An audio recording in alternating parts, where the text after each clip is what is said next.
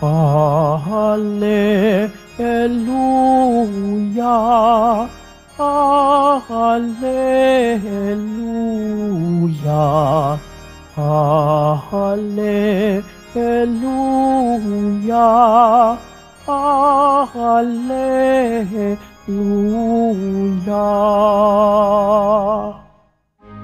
Sa poon ay manatili, siya'y sa atin lalagi, mamungang maluwalhati. Hallelujah, Hallelujah, Hallelujah, Hallelujah.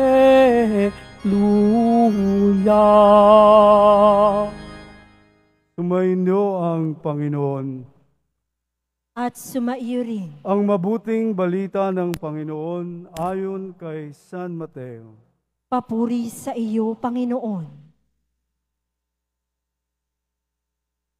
Noong panahong yun, sinabi ni Jesus sa kanyang mga alagad, mag-ingat kayo sa mga bulaang propeta.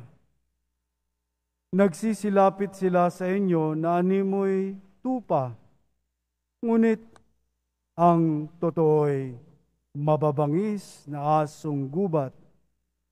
Makikilala ninyo sila sa kanilang mga gawa. Napipitas ba ang ubas sa puno ng dawag o ang igos sa puno ng aroma? Nagbubunga ng mabuti ang bawat mabuting punong kahoy, subalit nagbubunga ng masama ang masamang punong kahoy. Hindi maaaring magbunga ng masama ang mabuting punong kahoy, ni ng mabuti ang masamang punong kahoy.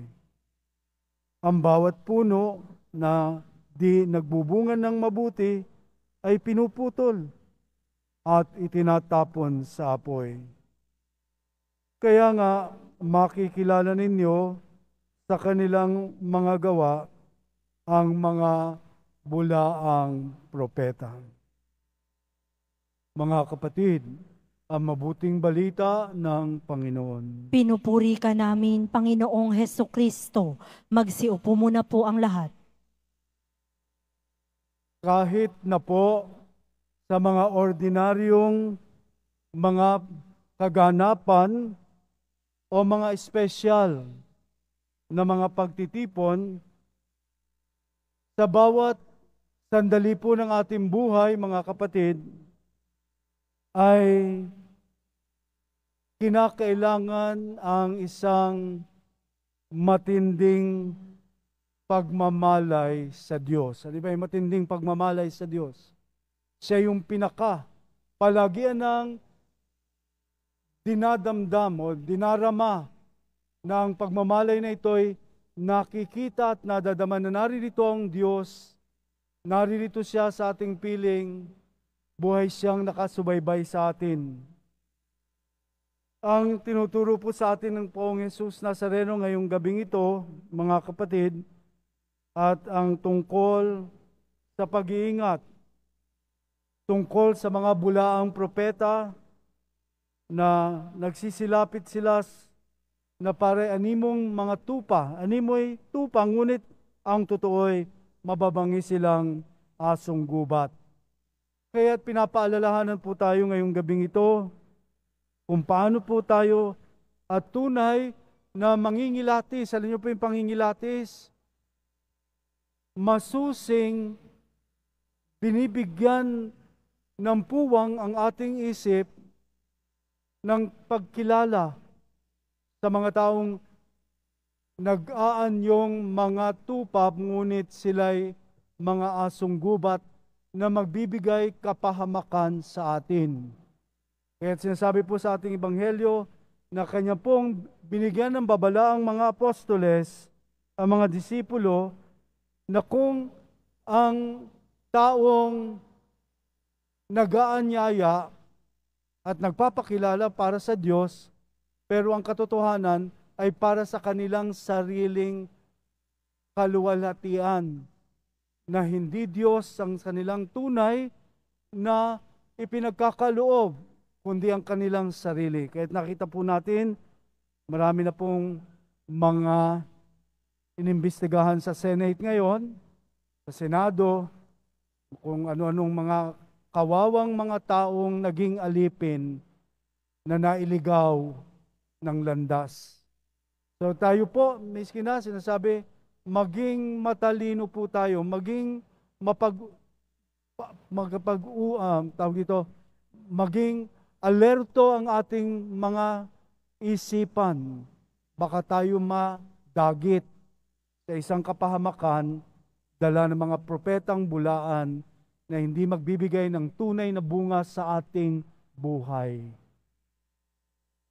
Nung ako po'y parish priest sa isang lugar, meron pong isang volunteer na nagsabing hindi daw totoong simbahang Katoliko, kaya't siya umalis. Sabi ata sa kanila ng taong nagsabi na dito na kayo sa amin, ibenta ninyo lahat inyong mga ari-arian at sumama kayo sa akin. Nagbenta nga siya ng kanilang mga ari-arian, lahat ng mga gamit. Nung bandang huli po, makalipas ang 3 taon, nakatagpo ako at sabi, Father, tulungan mo po ako. Bakit? Ano nangyari? Father, nalustay po lahat ng aming ari-arian. Sabi ko, noong ko pa sinasabi, huwag kayong basta papatol at maniniwala sa hindi totoong mga salita na nagpapasabing dito kayo maliligtas sa amin. So bandang huli, nagpatulong, nagkasakit ang anak, sinabing, Father, tulungan niyo po ako. Kasi talagang hikahos na hikahos. Eh sabi ko, lumapit ka doon sa pinaglagakan ng iyong mga ari-arian at ng mga iba pang mga bagay na sana'y pinapakinabangan ngayon ng mga anak mo. So may mga ganyan pong pangyayari, ingatan at sinabing, manatili kayo sa totoong ang pamumungan ng puno ay mabuting bunga. Huwag po tayo mag-aksaya ng mga hindi talaga nanggagaling sa Diyos. Huwag tayo magpalinlang sa hindi talagang totoong ang Diyos ang kanilang sinasamba. Magtayong magpikit-pikitan sa katotohanan.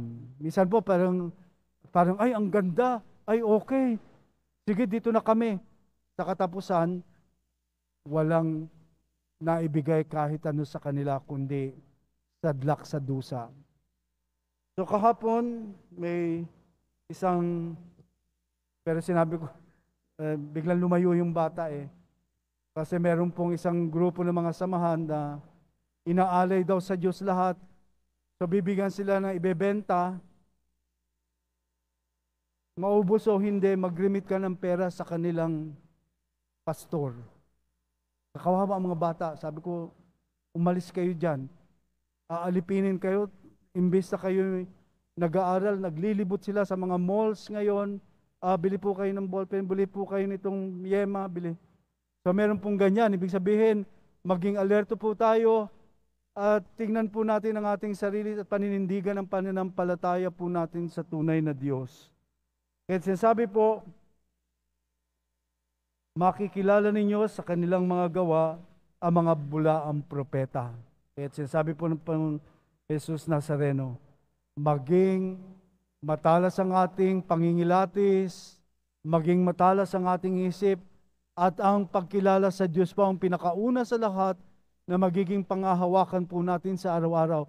Haharap po tayo sa maraming mga bulaang propeta na naglilibot po ngayon sa ating lipunan.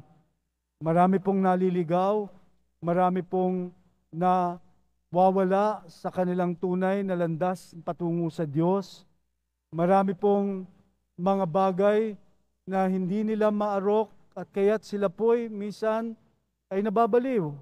Hindi nila matanggap na nawala ang kanilang mga ari-arian nang sila'y sumunod sa kanilang supremo o anong leader na kanilang pinaniniwalaan. So mag-ingat po tayo, manatili po tayong naniniwala at naninindigan na ang simbahang ating kinabibilangan ay tunay at galing sa Diyos na itinatag ng mahal na pong Jesus Nazareno.